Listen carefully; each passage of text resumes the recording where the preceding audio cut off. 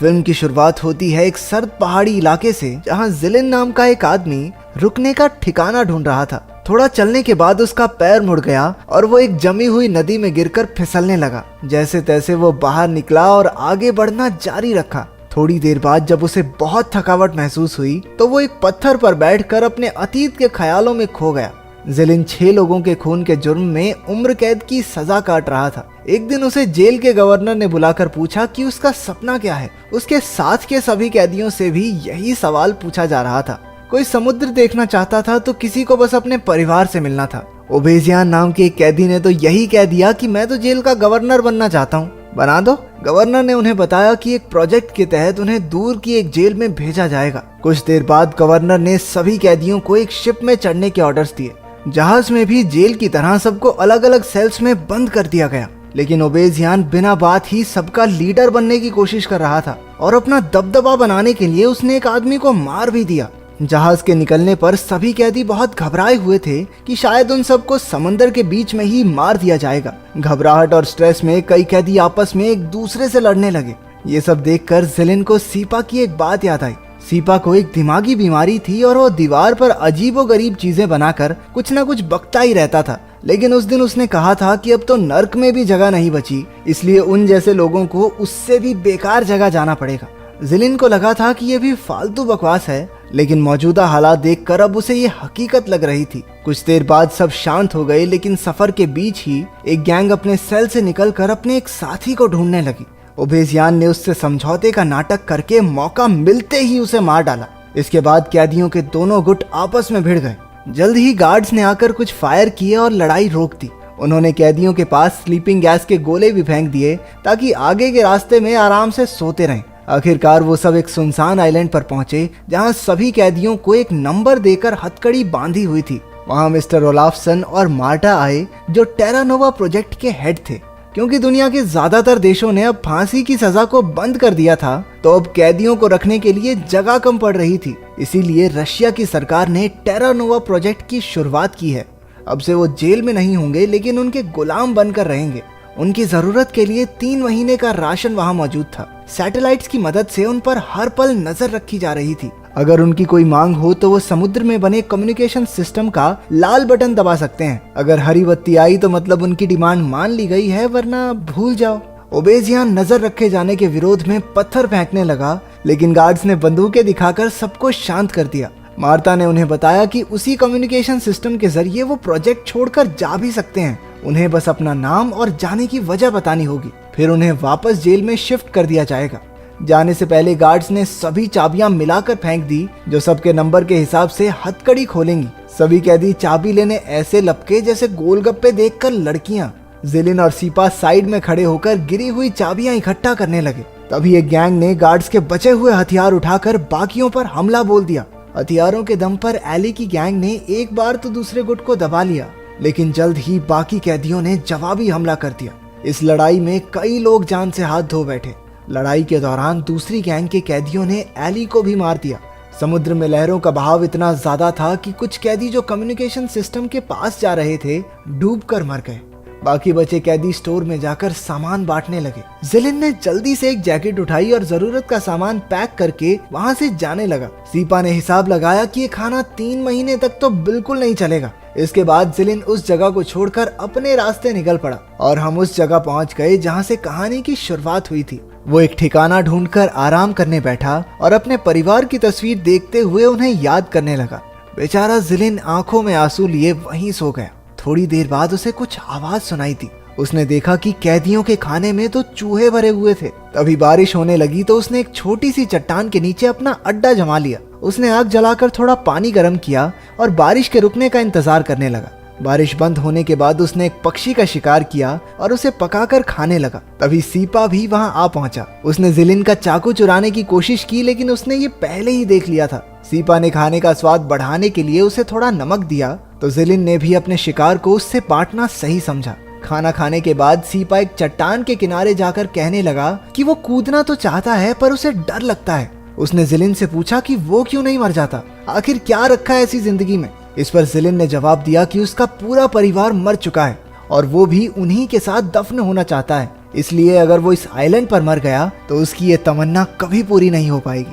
थोड़ी देर बाद उनकी नजर एक एयरप्लेन के टुकड़े पर पड़ी, जिसे देखकर वो हैरान रह गए। थोड़ा ढूंढने पर उन्हें एयरप्लेन का पूरा हिस्सा भी मिल गया। उस प्लेन में जिलिन को एक आशा की किरण दिखी, क्योंकि असल में वो एक पायलट हुआ करता था, लेकिन उसे हिला पाना 2 आदमियों के बस की बात नहीं थी। इसलिए वो वापस अपने ठिकाने पर आ गए। जिलिन ने आग जलाई, लेकिन न जाने उन लकड़ियों में ऐसा क्या था कि उसमें से जहरीला धुआं निकलने लगा। उसने फटाफट सो रहे सीपा को वहां से हटाया। जिलिन की बहुत कोशिशों के बाद सीपा ने आंखें खोली, लेकिन अब भी वो कुछ अजीब सा बके जा रहा था। आग बुझाने के बाद जिलिन को चिंता होने लगी कि ऐसे तो वो ठंड से कभी भी मर सकते हैं। ठंड से बचने के लिए उन्होंने बेस पर वापस जाकर कोयला चुराने का प्लान बनाया, लेकिन बेस पर तो ओबेजियान और उसकी गैंग ने कब्जा कर रखा था। वो बाकी सबको कैद करके रखते थे और सिर्फ एक बंद जगह में ही सैर करने देते। वापस जाते समय सबको भागकर जाना होता था, और जो भी आखिर में रह गया उसे वो दरिंदे मार कर खा जाते। जिलिन और सीपा को आखिरकार कोयला मिल गया और वो ठंड के मारे एक दूसरे से चिपट कर आग के किनारे बैठ गए। जब गैंग किसी कैदी को पकाने के लिए ले जा रही थी तो सीपा की आंख खुली।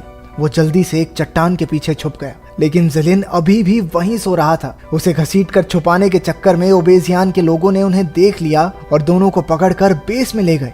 अगले दिन सैर के बाद सभी कैदी अंदर की तरफ भागने लगे, लेकिन जिलिन वहीं खड़ा रहा। सीपा उसकी जान बचाने के लिए खींचकर उसे अपने साथ अंदर ले गया। उन जल्लादों ने आखिरी बचे इंसान को बड़ी बेरहमी से एक खंबे से बांध दिया। उसने मरने से पहले पानी की मांग की तो सीपा ने तरस खाकर उसे पानी पिलाया। अंदर सभी कैदी भागने का प्लान बना रहे थे।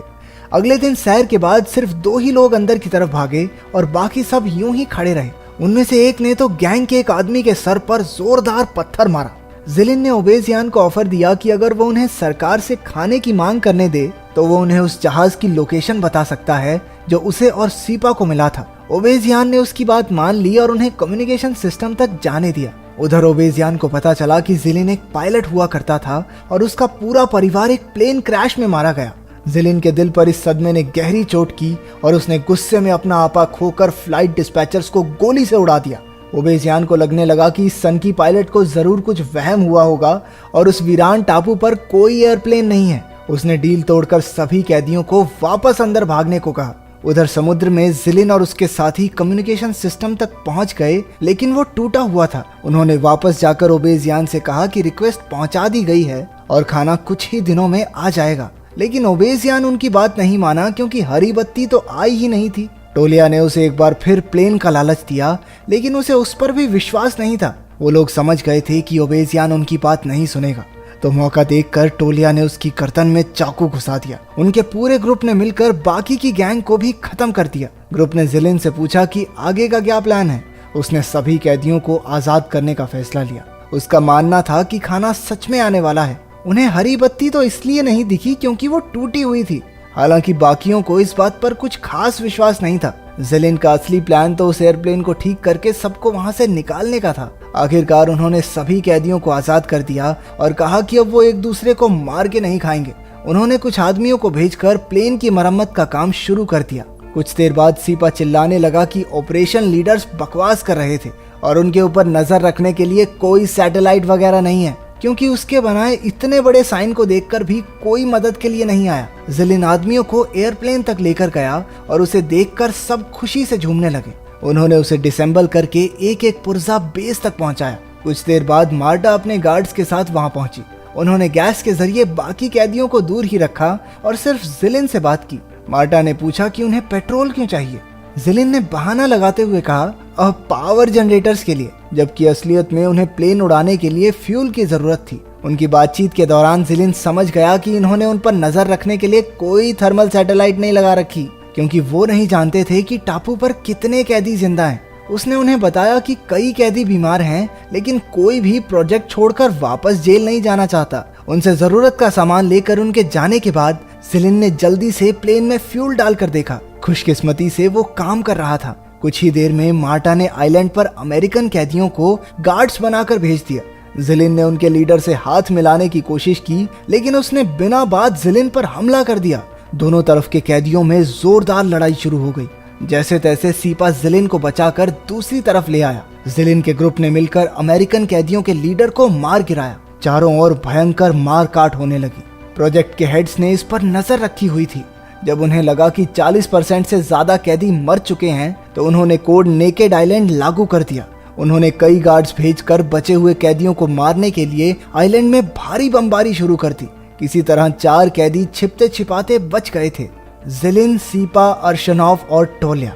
उन्होंने मिलकर प्लेन बाहर निकाला, लेकिन चढ़ने से पहले ही सीपा उन्हें अलविदा कहकर चट्टानों से कूदने चला गया। अब उसे किसी चीज से डर नहीं लगता था। बाकी 3 प्लेन में बैठे और जिलिन उसे उड़ाने में कामयाब भी हो गया। तभी गार्ड्स ने जोरदार गोलीबारी शुरू कर दी। जिलिन ने बचने की काफी कोशिश की, लेकिन बदकिस्मती से उसके दोनों साथी इस फायरिंग में मारे गए। सिर्फ जिलिन अकेला अपनी जान बचाकर उस आइलैंड से निकल पाया। तो अगर तुम किसी आइलैंड पे फंस जाओ तो ये डिस्कवरी देख के आग वाग जलानी सीख रखी है कि नहीं, कमेंट्स में जरूर बताना।